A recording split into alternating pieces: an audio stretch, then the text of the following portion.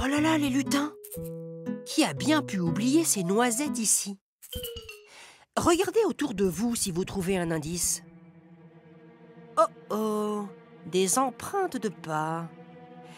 À qui peuvent-elles bien appartenir? Ah oui! Bonne idée de la mesurer avec ce ruban qui fait exactement 1 mètre. 1 mètre tout juste.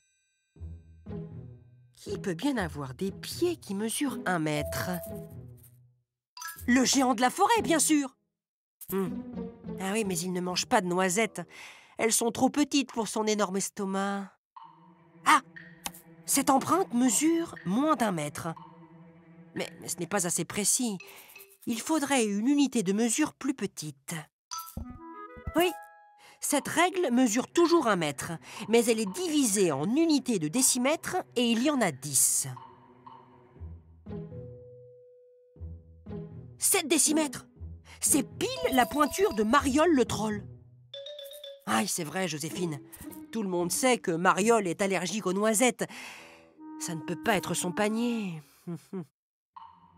Cette empreinte mesure entre 1 et 2 décimètres. Ce n'est pas assez précis. Il faut utiliser une unité de mesure plus petite, le centimètre. Il y a 100 centimètres dans 1 mètre.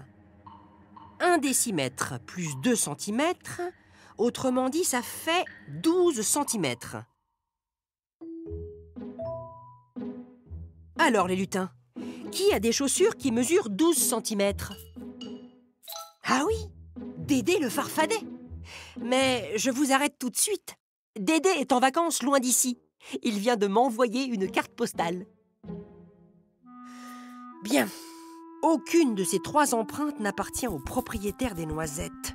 Le mystère s'épaissit. Mais ces empreintes sont toutes petites. Le centimètre ne va pas suffire. Bien vu, Joséphine. Sur cette règle, les centimètres sont divisés en 10 mm chacun. Il y a donc 1000 mm dans 1 mètre. Mais bien sûr! C'est l'empreinte de Panache, le plus petit écureuil de la forêt. Alors, les noisettes sont à lui? Ce serait assez logique. Il est distrait. Allez vite les lui rendre.